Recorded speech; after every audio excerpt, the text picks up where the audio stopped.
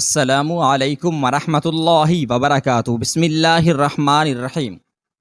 آج پہلی رات تھی، بستر پہ پھول سجائے گئے تھے۔ نبیلہ اور کامران کی شادی ہوئی تھی۔ شادی بہت دھوم دھام سے کی گئی۔ نبیلہ بیڈ پہ بیٹھی تھی، کیمرہ مین تصویریں بنا رہا تھا۔ وہ کبھی دائیں سر کر رہی، کبھی بائیں طرف۔ سب لوگ نئے تھے، ہر چہرہ اجنبی تھا۔ کامران پاس بیٹھا تھا، سب محلے والے دلہن دیکھنے آئے ہوئے تھے۔ نبیلہ نظریں جھکائے بیٹھی ہوئی تھی۔ رات کے 12 بج چکے تھے۔ وہ بہت تھک چکی تھی، بھوک سے برا حال تھا۔ سب چلے گئے، دروازہ بند ہوا۔ کامران نبیلہ کے پاس بیٹھا۔ آپ ایسا کریں، چینج کر لیں، تھک گئی ہوں گی۔ نبیلہ نے ڈریس چینج کیا۔ بھوک سے اس کی حالت غیر ہو رہی تھی، لیکن کیا کر سکتے تھے؟ کامران کو اس کی تھکن سے کیا واسطہ تھا؟ وہ محبت بھری باتیں کرنا چاہتا تھا۔ نبیلہ کو اپنی مردانگی کا روب ڈالتے ہوئے بولا، دیکھو مجھے تماشے اچھے نہیں لگتے، میری باتیں کان کھول کر سن لو، میں بار بار یہ باتیں نہیں بولوں گا۔ گھر کے سارے کام تمہارے ذمے ہیں، کھانا بنانے سے لے کر جھاڑو صفائی تک، سن رہی ہو نا؟ نبیلہ نے ہاں میں سر ہلایا۔ نبیلہ سوچ رہی تھی کوئی گفٹ دے گا، کوئی محبت بھری باتیں کرے گا، لیکن اس کو نبیلہ سے کام کروانے کی فکر تھی۔ شادی کے دن گزر گئے، ہاتھ میں جھاڑو، مقدر میں کچن لکھ دیا۔ نبیلہ کی جٹھانی ان کی رشتہ دار تھی، لیکن یہ غیروں سے بیاہ کر گئی تھی۔ نبیلہ کھانا بنانا، صاف صفائی کرنا، کپڑے برتن، سب کام جب تھک کر ٹوٹ جاتی تو رات کو شوہر کے نخرے اٹھانا۔ کامران بہت روکھے ہوئے لہجے میں بات کرتا تھا۔ نبیلہ سے رات ڈنر ہوا، اپنے کمرے میں چلے گئے۔ نبیلہ کامران کے پاس بیٹھ گئی۔ کامران، شادی کو 3 مہینے گزر گئے ہیں، آپ مجھے کہیں گھمانے لے کر نہیں گئے۔ کامران حیرت سے دیکھ رہا تھا نبیلہ کی طرف۔ نبیلہ، گھمانے مطلب کہاں جانا ہے؟ اس نے اتنے روکھے لہجے میں پوچھا کہ نبیلہ سہم سی گئی۔ کامران، آپ کیوں اتنے غصے سے بات کرتے ہیں مجھ سے؟ کامران ٹی وی دیکھتے ہوئے بولا، نبیلہ جاؤ میرے کپڑے استری کرو، دماغ نہ خراب کرو، سارا دن کا تھکا ہوا ہوں۔ نبیلہ پیروں کی طرف بیٹھ گئی۔ اچھا چلیں آپ لیٹ جائیں، میں آپ کو دبا دیتی ہوں۔ کامران لیٹ گیا۔ نبیلہ کامران کو دبانے لگی۔ کامران سو گیا تھا۔ وہ کامران کے پیروں کو اپنی گود میں رکھ کر سوچ رہی تھی، کامران، میں نے شادی سے پہلے بہت دکھ دیکھے ہیں، مجھے محبت چاہیے، آپ کا ساتھ چاہیے۔ آپ کیوں میری آنکھوں سے میرا درد نہیں سمجھ پاتے؟ اصل میں نبیلہ کی ماں نہیں تھی، سوتیلی ماں کے ساتھ جوان ہوئی، اور سوتیلی مائیں کیا سلوک کرتی ہیں یہ مجھے یہاں لکھنے کی ضرورت نہیں ہے۔ نبیلہ نے بہت درد سہا تھا۔ سوتیلی ماں کے ہاتھوں یہاں ایک ظلم یہ بھی تو کیا گیا تھا۔ نبیلہ 20 سال کی تھی اور کامران 36 سال کا۔ جیسے نبیلہ سے جان چھڑانی تھی ان لوگوں نے۔ وہ قدموں کے ساتھ لپٹی ہوئی اپنے ہم سفر سے احساس کی بھیگ سی مانگ رہی تھی۔ صبح وہ فجر کی نماز سے پہلے جاگ جاتی، ناشتہ بنانا سب کے لیے اس کا ذمہ تھا۔ وہ اپنا درد کسی پہ عیاں نہ ہونے دیتی، وہ بس اپنے گھر میں آباد ہونا چاہتی تھی۔ کامران کا ساتھ اسے چاہیے تھا، بس اکثر کبھی تھکن کی وجہ سے برتن نہ دھو سکتی یا جھاڑو ٹائم پہ نہ لگا پاتی تو ساس اسے لاکھوں باتیں سناتی۔ وہ اپنے لبوں کو سی کر ہر طعنہ برداشت کر جاتی۔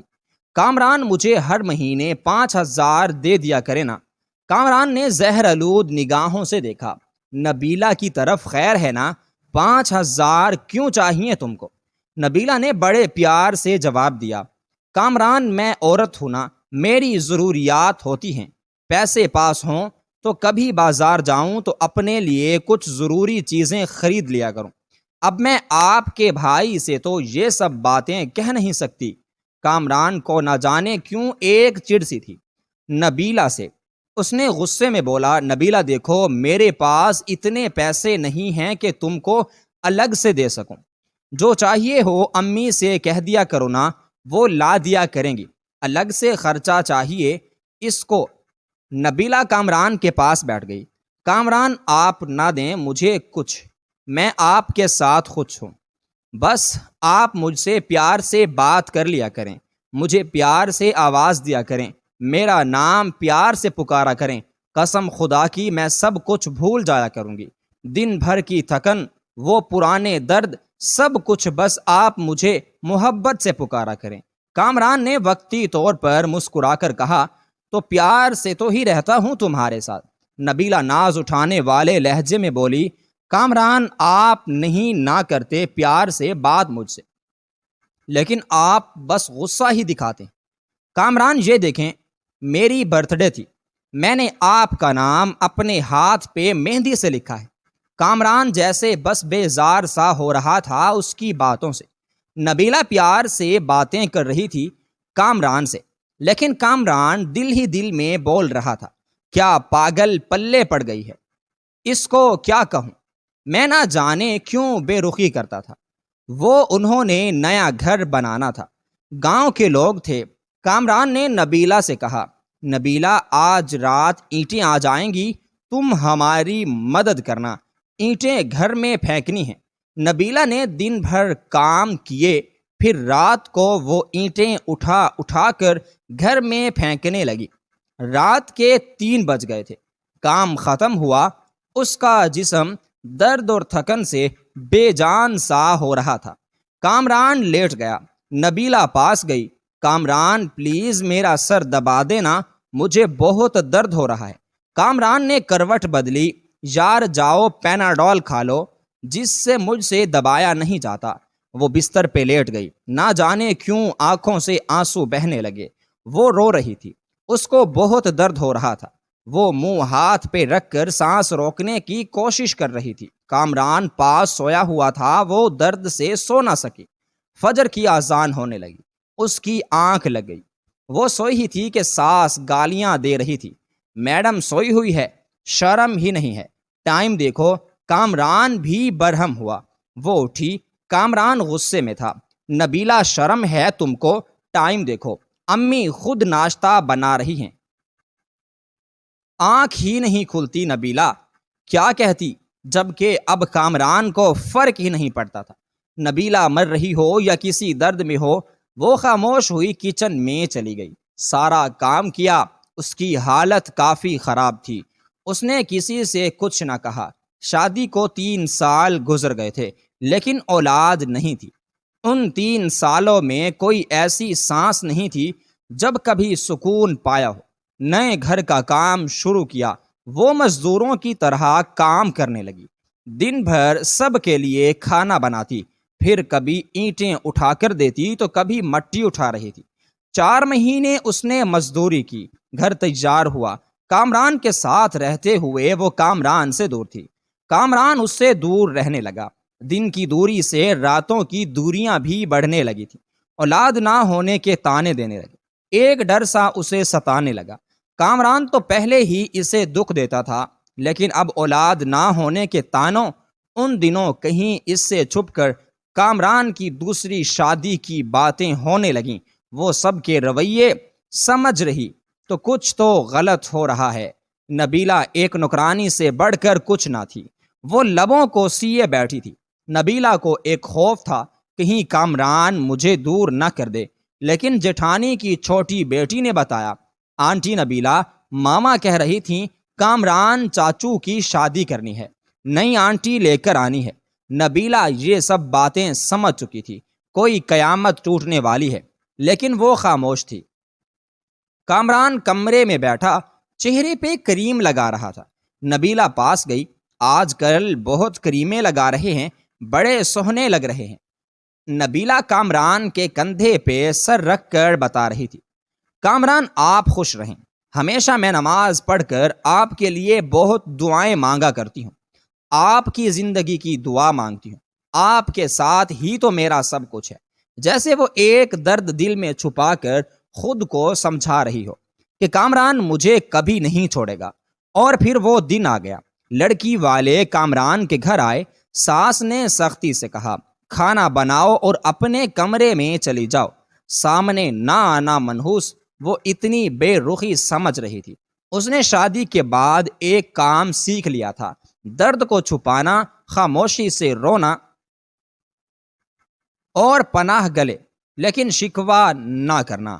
وہ واپس پلٹ کر دیکھتی تو سوتیلی ماں تھی جو اسے واپس قبول نہ کرتی۔ سامنے کامران کی شادی تھی جو کبھی بھی دھکے دے کر نکال سکتا تھا۔ کامران کا رشتہ طے ہوا۔ کچھ دنوں میں ہی دوسری بیوی کو لے آئے بیاہ کر۔ جس کمرے میں وہ کامران کے ساتھ رہتی تھی، آج اس کمرے میں کامران کی باہوں میں کوئی اور تھی۔ اسے الگ سے ایک کمرہ دے دیا۔ وہ حسرت بھری نگاہ سے دیکھتی رہتی تھی۔ کامران اپنی دوسری بیوی کو مری گھمانے کے لیے لے گیا۔ وہ بہت خوش تھا، لیکن ایک دیمک درد نبیلہ کو کھائے جا رہا تھا۔ گھر کے کام، دن بھر کی تھکن، رات کی تنہائیاں، بے پناہ لاپرواہی۔ نئی دلہن کو سب بہت پیار کرتے تھے، لیکن نبیلہ ایک کونے میں پڑی شاید موت کے قریب آ گئی تھی۔ اور پھر ایک رات وہ کمرے میں سوئی۔ شاید آج وہ درد نہ برداشت کر پا رہی تھی۔ سر کا درد شدید تھا۔ وہ سر پہ دونوں ہاتھ رکھے چیخنے لگی۔ سب اپنے کمروں میں سو چکے تھے۔ درد اتنا شدید تھا، برداشت نہ کر پائی۔ وہ کامران کو آوازیں دیتی رہی، لیکن کامران دوسری بیوی کی باہوں میں سو رہا تھا۔ وہ زمین پہ گر گئی، تڑپنے لگی۔ نہ جانے کتنی آوازیں دی تھیں، اور آخر وہ سکون کی نیند سو گئی۔ وہ دنیا چھوڑ گئی۔ صبح ساس گالیاں دے رہی تھی: کمینی آج بھی نہیں اٹھی ناشتہ بنانے کے لیے۔ کامران نے آواز دی: امی، نبیلہ کو بولو ہمارا ناشتہ ہمارے کمرے میں بھیج دے۔ ماں نے گالی دی: وہ منحوس سوئی ہوئی ہے، ابھی تک سونے دو۔ آج اسے کوئی نہ جائے اس کے کمرے میں۔ دوپہر کا وقت ہو رہا تھا۔ سب اپنے اپنے کاموں میں مصروف تھے، لیکن ابھی تک نبیلہ کمرے سے باہر نہیں آئی تھی۔ آخر ساس کمرے میں گئی، دیکھا نبیلہ اوندھے منہ زمین پہ پڑی تھی۔ ساس نے شور مچا دیا، سب اکٹھے ہو گئے۔ دیکھا وہ اکڑ چکی تھی۔ اس کی لاش کو چارپائی پہ ڈالا۔ اس کے آنسو ابھی تک آنکھوں میں تھے۔ اچانک سے کیسے مر گئی؟ ان لوگوں نے اسے دفنایا، جنازہ ہوا، کوئی آنکھ نہ روئی تھی۔ ایک دن اس کے کمرے کی صفائی کرتی کامران کی دوسری بیوی نے دیکھا کچھ رپورٹ اور دوائیاں تھیں اس کے کمرے میں۔ وہ دیکھ کر حیران ہو گئی۔ اس کو برین ٹیومر تھا۔ نہ جانے کب سے وہ یہ درد سہ رہی تھی۔ ایک ڈائری بھی لکھ رکھی تھی، یہاں وہ اپنے درد لکھا کرتی۔ اس کی ڈائری کے کچھ جملے: کامران مجھ سے روٹھا روٹھا رہتا ہے، میری طرف دیکھتا ہی نہیں۔ آج میں نے سارا دن مزدوری کی، کامران نے مجھے ٹھنڈا پانی پلایا، میں بہت خوش ہوں۔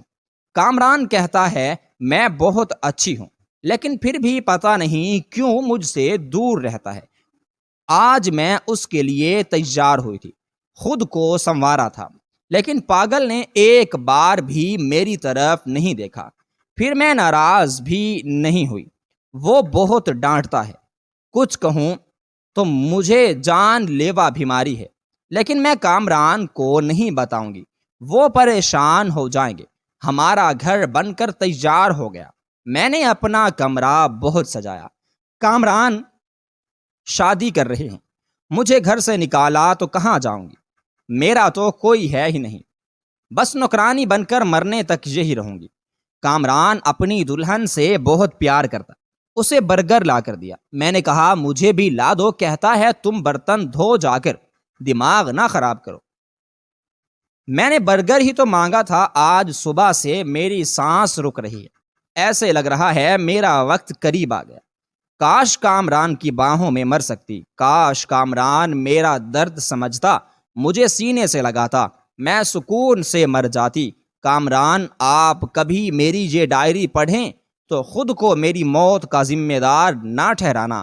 بہت پیار کرتی ہوں آپ سے، بس نصیبوں سے ہار گئی ہوں۔ شاید کہ میری قسمت میں خوشیاں نہیں لکھیں۔ اور ہاں، پاگل ایک برگر ہی تو تھا، کنجوس تم مجھے لا دیتے تو کیا ہو جاتا؟